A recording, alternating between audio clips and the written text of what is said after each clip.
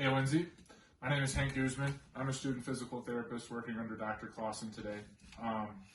So my job with you is to we're going to talk about the pain that you came in with. So I took a look at your chart and I saw there was an MRI in there that had some mild degenerative disc disease. And the pain associated with it is what's bringing you in today. So we're just going to kind of talk about, some pain stuff that I think will be beneficial in your healing process going forward. So to start with, we'll just acknowledge that your pain is real and what you're feeling isn't in your head. It's 100%, your body and some physiological processes that are helpful. And, in the same way that, when we hold our hand out over a hot stove or a hot fire, pain is kind of the brain's way of saying, get out of there. So it helps us to avoid danger, and it helps us to, experience the world around us and not, be in danger of having it hurt us. But in a case like yours, where you're still experiencing pain from some tissue damage from a long time ago, research tells us that the tissues should be through with the healing process, so that your pain might be from damage with the highways that communicate with the brain, and that your brain's pain signal back to it might not be because of the tissue damage, but could be because of oversensitization of those nerve pathways going back and forth.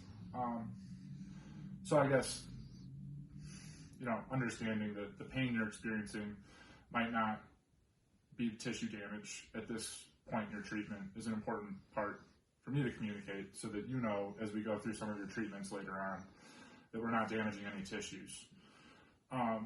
Going along with that, we know that in cases like this, stress and emotional distress can influence and impact your pain feeling. And I know from seeing on your chart and from discussions that we've had before this that your home life is a little hectic. Is that correct? Yeah, it's pretty insane right now. So my belief is that treating the whole patient and kind of getting psychologically and physically, well, is an important part of the healing process. I just want you to know that here at the clinic we have plenty of resources, and we can get you set up with someone to kind of talk through some of the stress that might be going on due to your environment and your home life. So if you're interested in those at all, just let me know, and we can get you hooked up with those after this appointment. And I believe that would have a very positive impact on your overall well-being and on the physical stuff that we can do with you here at the PT clinic. So to wrap up, any questions about this you have for me?